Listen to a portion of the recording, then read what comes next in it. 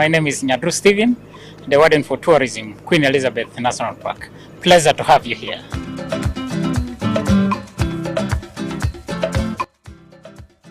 Once more, you're most welcome again to the Channel Boat Cruise.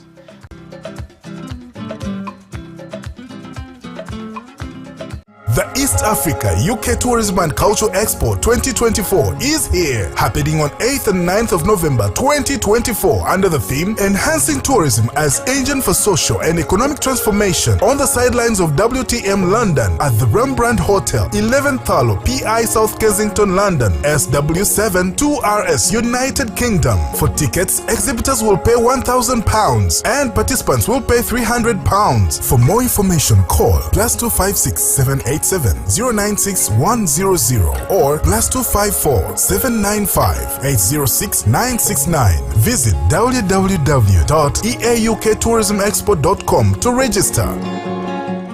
Ready to push your limits? Join us for the Tusker Light Rwenzori Marathon in Kasese, Uganda.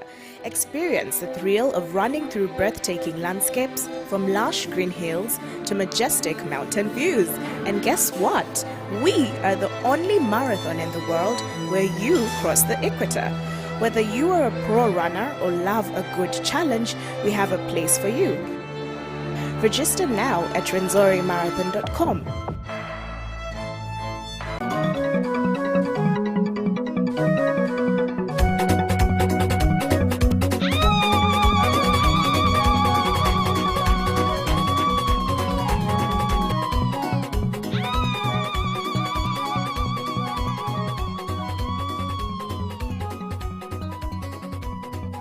You're most welcome to the Kazinga Channel Boat Cruise, and my name is Daniel Tirwamwe.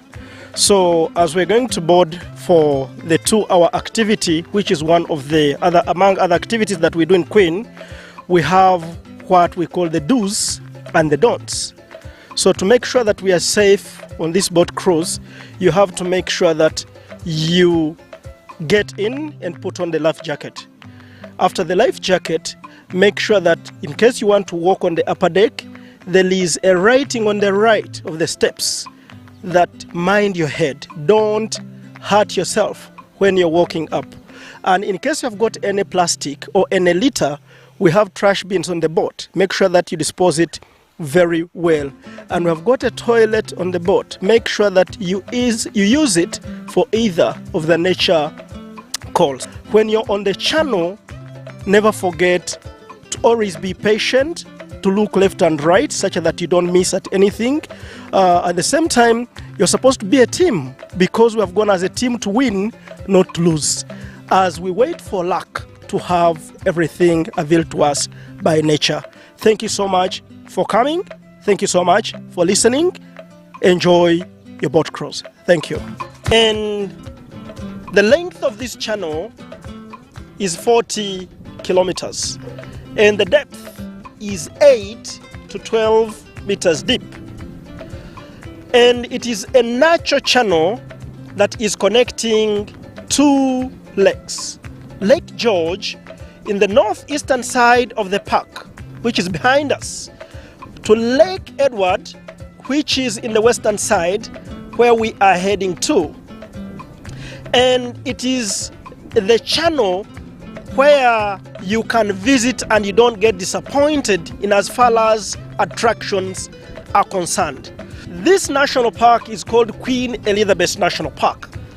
But before the Queen, because Uganda is a British colony, we had local names. And this national park was once called Kazinga National Park. So George and Edward were British royals who came faster, but in 1954 in April, when Elizabeth II came to visit this park, that's when the name changed from Kazinga to Queen Elizabeth National Park. Short grassland savanna alongside years, because of climate change, has been changing from short grassland savanna to tall grassland savanna to thickets and shrubs. Now the thickets have closed up to an extent that savanna has been depleted to this bare land. So we refer that to be the effects of climate change that has resulted into that. If you can look ahead, we also have a lonely buffalo. That is a loser male buffalo. But I want to teach you birds today. And if you can look at where the buffalo is, there is a gray heron and a great white eaglet, and just below that loser buffalo is a white bird. That is a cattle eaglet. So when you're on the channel, you cannot miss birding. Crocodiles are creatures that will always be out of the water to stay over the land to enjoy the warmth of the ground. The fact that they are always in the water during the day, and they live between 100 to 200 years, and their eggs, the hatchlings that come out of their eggs are determined by the temperatures of the day. When it is too hot, the probability of males getting hatched are always more than females getting hatched, because hotter temperatures, males are hatched, and lower temperatures, females are hatched. So a lot of birds, again, those are Egyptian geese, as well as yellow-billed storks. Close to us is a school of hippos. In other words, a group of hippos is called a school. So in such a group or a school, the dominant male is one, but females are many. And in case there is any male that has accidentally grown out of this school and joins them, it has to submit to the dominant male. Otherwise, if it cannot submit, then it can easily get killed by the dominant male. And that's how females that produce young males end up shying away, and whenever fishermen are in where they are trying to lay their nets to get fish, that's how they are easily killed by those females hiding the young males. Look at this beautiful small bird, the pied kingfishers.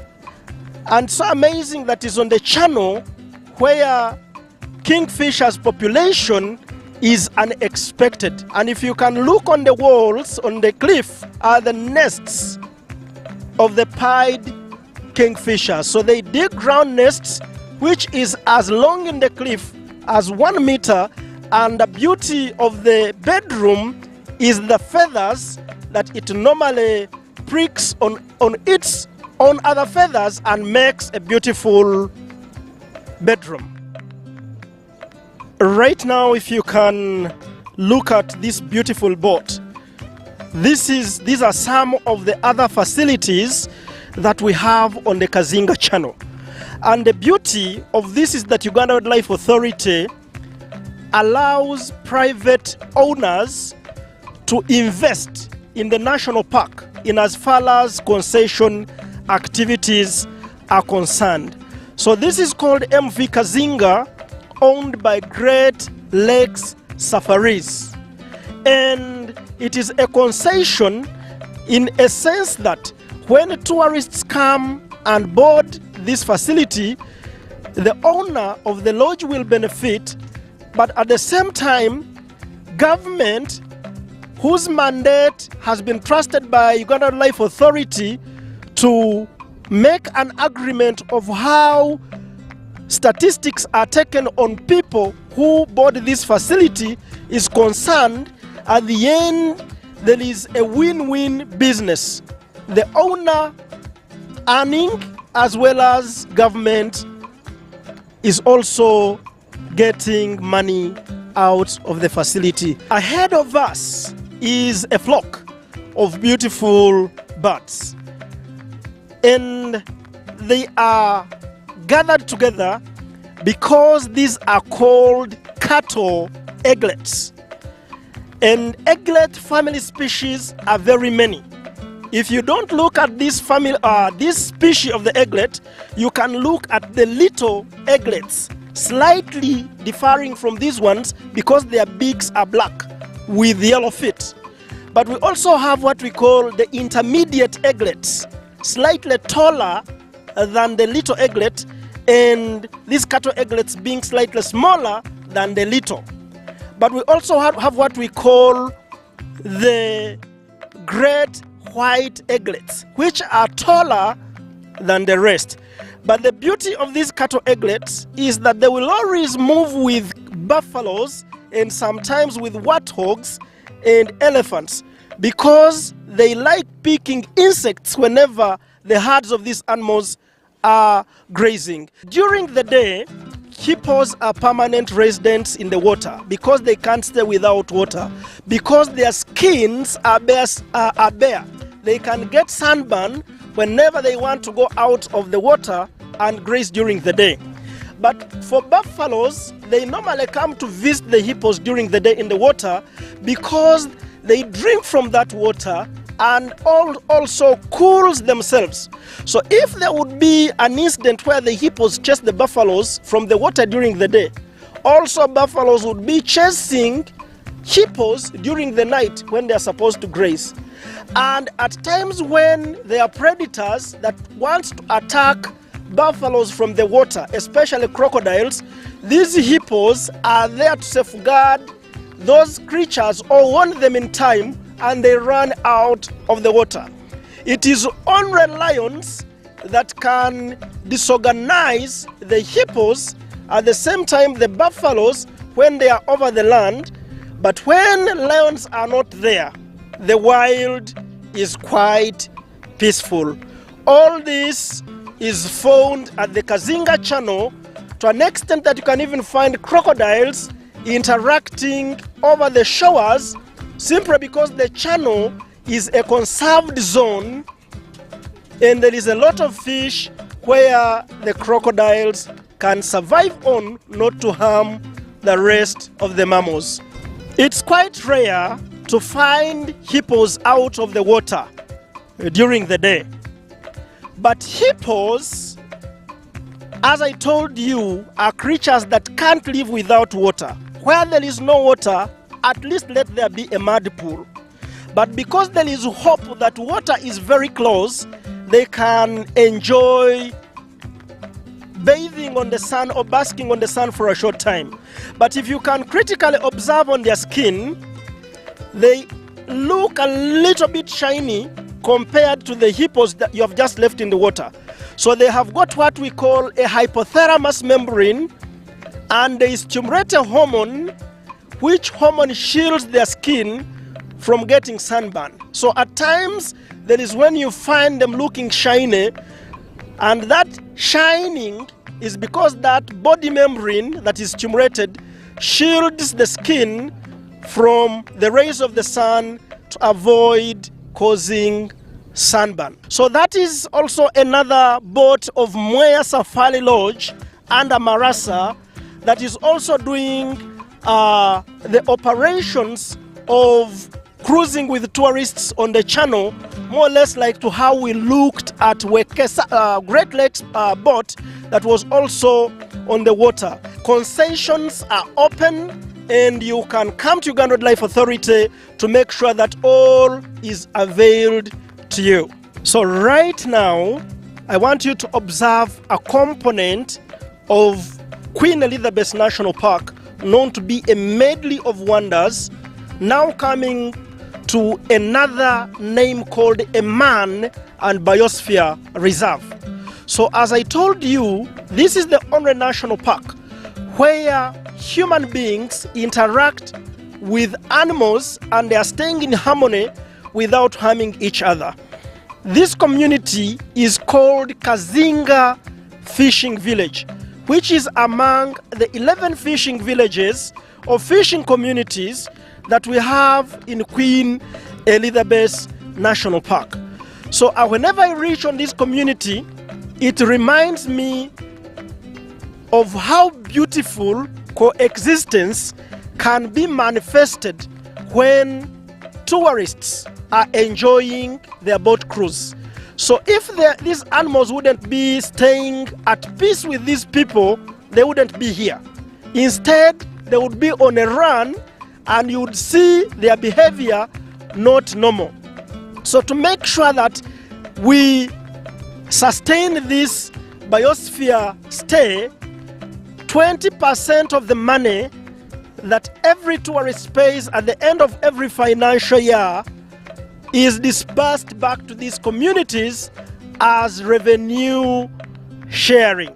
So if you can look at this water tank right now, plus the treatment house, it tells you that Uganda Wildlife Authority's effort in partnership with other stakeholders who wants the good stay of these communities in relation to the conservation efforts and animals we are taking care of.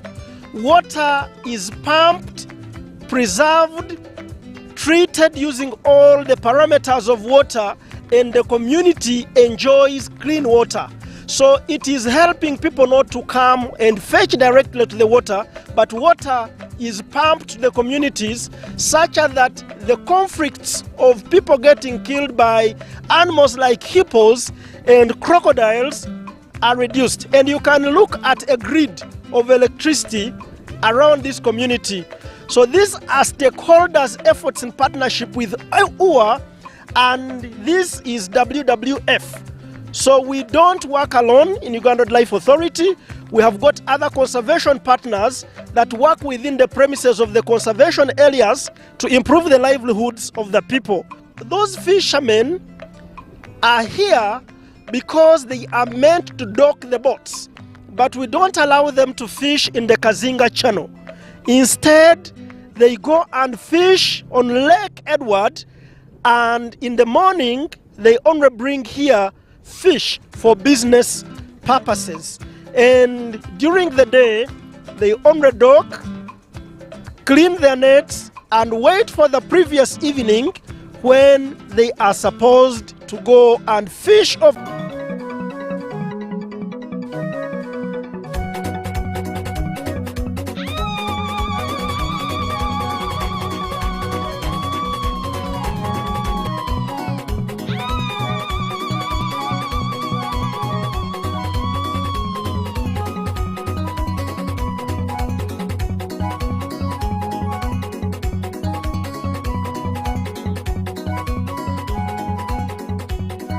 In Africa.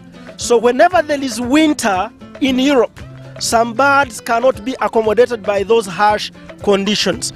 So they have to fly southwards, and they find their way in Africa, and the Kazinga Channel is one of the bird sanctuaries that hosts those birds. So if we can now go to bird identification, the one right now coming closer and flying, and I mean in a big flock over the land, those are called gray-headed gulls. But among the gray-headed gulls, there are also other species like the black-winged stilt, like the gray heron, like the great white eaglet, and we have got big white birds in a flock of around 10 of them. Those are called pink-backed pelicans. And away from the pink-backed pelicans, we have got black birds looking in one direction, and if you can critically observe, their necks are shaking, and those are called great cormorants. So most birds have gone back to Europe. So birds normally reach on this sanctuary from Europe in the month of September. So September, October, November, December, January, February, we normally have got birds that migrate. So right now, Feb and March, most of these birds have gone back to Europe for breeding. And most of them we are looking at this sanctuary are resident birds. So in these birds, not all of them will fly and go, but some are left back because of some reasons. But the logic behind qualifying to fly to Europe is that these sanctuaries have got a lot of small fish. And strategically, they normally come here because we are close to where the Kazinga Channel enters Lake Edward. So it... In a nation hungry for truth,